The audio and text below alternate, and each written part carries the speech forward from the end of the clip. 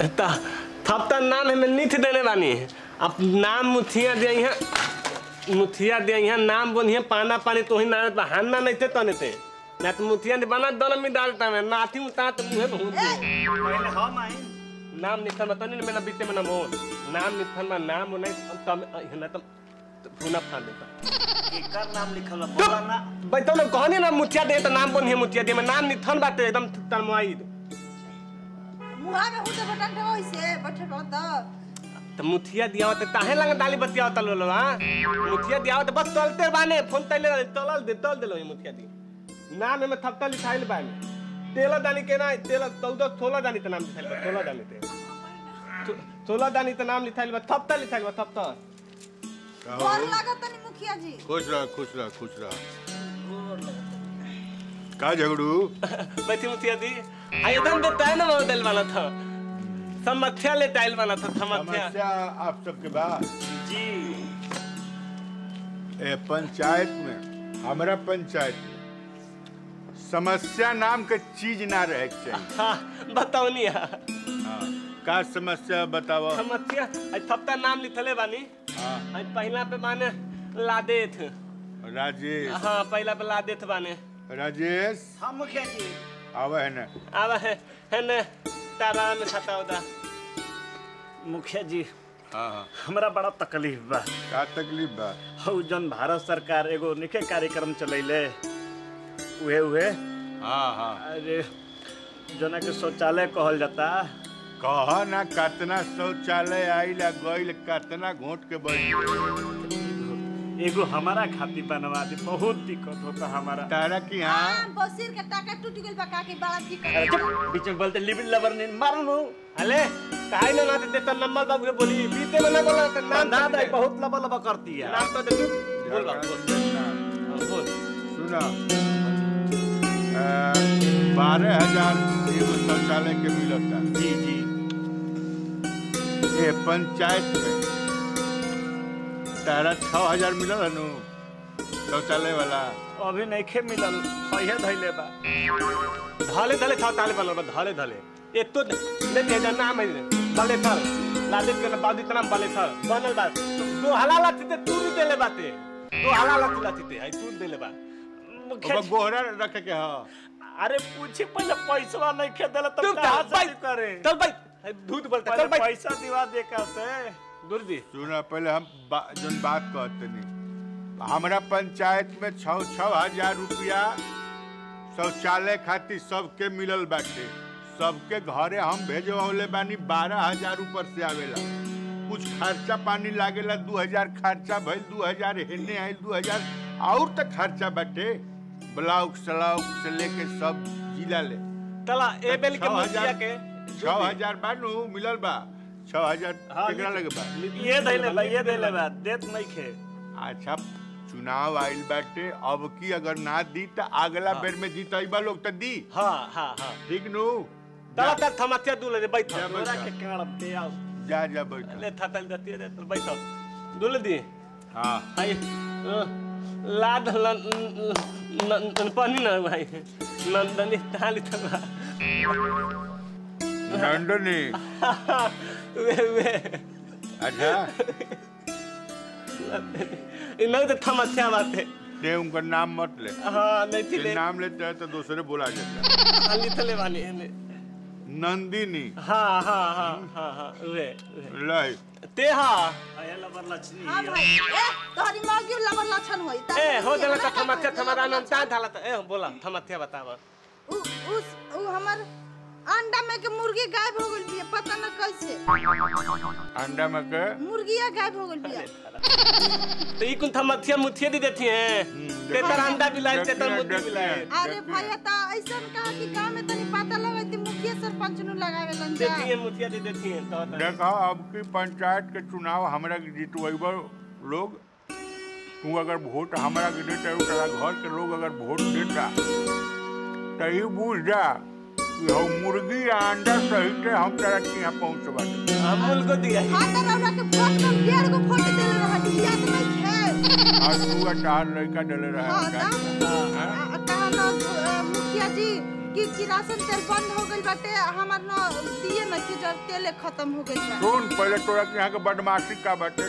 बताओ तोर लइकवा के चलते की राशन तेल बंद भइल बा। हमारे दुनिया में हमारे एगो लइका बा लइका बा तोर लइका तो ऐसन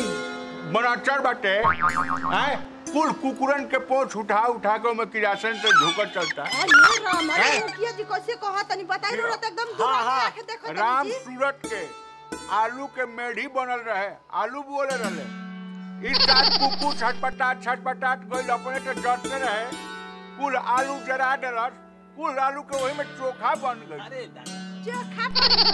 बताओ मुखिया जी देखिए जे दू किस्म के करतनी कोई के न शौचालय के सीट देतनी हम एक डिबरी तेल मांगे नहीं तोरा पूरा कथा कहे लगनी। अपना लड़का के ठीक कर अब की हमरा के जितावा हम ना देब तब नु तू बैठ अब की एगो काल थमते थमा दाम तू बैठ मुखिया जी हो लबर लक्ष्मी कर लइको उहे हाल ए भाई बहनी ऐसा अले लाले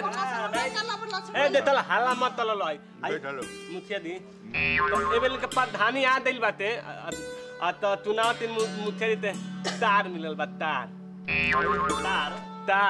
बिजली वाला तार ना मुखिया दी बताई नहीं हाई लाठी छाप अब की अच्छा अबे लाठी तार मिल गई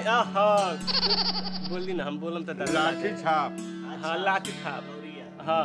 तो गुरुजी आई जोन योजना बाटे योजना हे दिन लिखले बानी तनी योजना इन तो बता देते बल्कि प्रधानी अगर दीतन दाई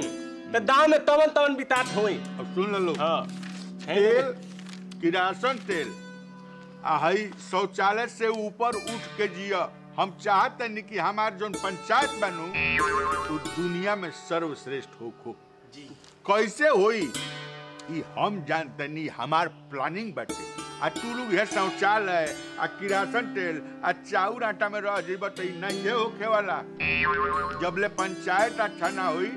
तबले राज्य अच्छा ना हुई जिला अच्छा ना हुई देश अच्छा ना हुई। गुरुजी हम मिथन 2000 एतई थे खैनिया कले रहनी हले आव के ले ली सा लाल सुन बोतलवा ले आके घरे पलंगवा के नीचे रखले रहली सा थमनो तब ती दो तना दिया तन थाबी बनावा थाबी पता अच्छा छवि हमारी कोई खराब तई बा आई योजना बताई योजना शांति रथल हमारे पंचायत के लोग हैं अब की पंचायत चुनाव होके जा रहल बाटे अगर पंचायत चुनाव में तू लोग हमरा के वोट देब तो हम का करे चुनाव चिन्ह लाठी छाप ये छाप ओमे पहला बात जितना पंचायत में खेत बाड़ी सब में पहले बात की टाइल्स लगाए टाइल्स हाँ खेते अरे ताली बजावा खेते में टाइल्स तालियां खेते में टाइल्स सारा खेत में हाँ सारा खेत में टाइल्स बैठा दे केहू के गोड़ में एक थोप माटी ना लगे दे धुरा ना हैं थते पे आलू बोवाई थते पे आलू थतो थते पे योजना थुनी लोबे योजना हमनी ते दांव एकदम बिथात में दाई विकास बने का चुप कराई का बोलता कुछ बुझात नहीं है सही बोलता और सुनो नंबर 2 हाय दूथला योजना थुना दूथला दूसरा गन्ना जानते हो लोग गन्ना गाना ना गन्ना मतलब ऊख अच्छा ऊख के तारी उहे नु जेकरा के केतारी कहल जाला। हां के हां तारी लइता उथियाल पढ़ल बा का नाम बाबू हमार नाम मंगरू उथिया लइता बा अच्छा मालिक चोर हो ए थल तू लग का बुझाला कुछो ई अपने डकैत अले थलाइयो चोर ना कहिए कोनो बात नहीं है सब कोई इंसान है नंबर 2 कि अपना पंचायत में जोन केतारी या ऊख जोन कहाला उ जब बुआई नया नस्ल के नस्ल में नया नस्ल के पूछलो कि का हुई ओमे होई डायरेक्ट ऐसा बिया हम ले आए जौन अब पेरवावे के ना पड़ी अच्छा मशीन में ना जाई जनरेटर ना चलावे के पड़ी डायरेक्ट वही में से गुड़ के भेली फरी हाथे हाथे ये भगवान हाथे हाथे भेली तालियां बजाई तालियां गुड़ के भेली फरी गन्ना बाबा मुहिने तो दूध के भेजी। नंबर 3 सुनो लोग, नंबर 3 अपना पंचायत में एगो स्कूल ना रही। पढ़े के जरूरत का बा? अले खाली स्कूल खुलल बताबे ते ढिठाली भइल बाले। अच्छा ते कितना तमाल महीना 5 ए थल 5 डाल और 5 रुपए नहीं दे तो पढ़ले नहीं तो ता दानी। वो स्कूल से का मतलब? सहारा लेखा लड़का स्कूल आज 50 साल से अपना पंचायत में खुलल बाटे, आ सहारा लेखा लड़का गधा बाटे। ओ स्कूल से का मतलब है? अब स्कूल सब पंचायत में बंद हुई। जेकरा बहुत पढ़े के मन करी वो दूसरा जगह पढ़े जाए, जेकरा पढ़े के मन ना करी वो अपना गाँव ही रही। मुखिया जी खेत में टाइल्स लगावत रे, लइकवा सब हमनी के खेत में पढ़े जाई, आ खेत में तो टाइल्स लग जाई। हां तो कहता कि मुखिया जी के ओइ जा माटी रह जा पढ़िए लोग ना भगल तो करो फायदा तो है करे ले। खाली यो देना सुना दे तक पहले दिमाग लगा, दिमाग तो बाने चलत ले टाइल्स लग जाई तो ओकर फायदा का बाटे? टाइल्स लगावला के सबसे पहला फायदा ही होई कि खेत में जौन बा शौचालय के उपयोग नहीं खलू करत तो खेत में चल जात रह लोग। टाइल्स लग जाई तो केहू ना जाई खेत में। मुखिया जी गन्ना कहां रोपे? हैं? गन्ना छत पे लो तबु गन्ना वही में तो भेली। फ्रेश बोली रहत और तू पानी में आग लगा तो भगवान तेरे नाकिए से आवाज। अच्छा अब बात पानी ते बाते ते गांव में देतना तुआ बा बुद्धि तो उठाई होतना। हाँ। जातना गांव में कुआं बाड़ी सा, इनार जातना इनार बाड़ी सा, कुल्ही इनार में जौन है गुड़ होई न गुड़, उ सब जौन बा ओमे घोराई। हां पानी ना, पानी चापाकल से पियबू आ जाके इनार के लगे बाल्टी के बाल्टी शरबत पियबू। सलबत आ एक परिवार पर एक हफ्ता में 1 बोतल जौन बाटे रम डालू घरे बाबू। एगो से थोड़े काम चली, एगो और ना रही तो कैसे होई? आवे लगो का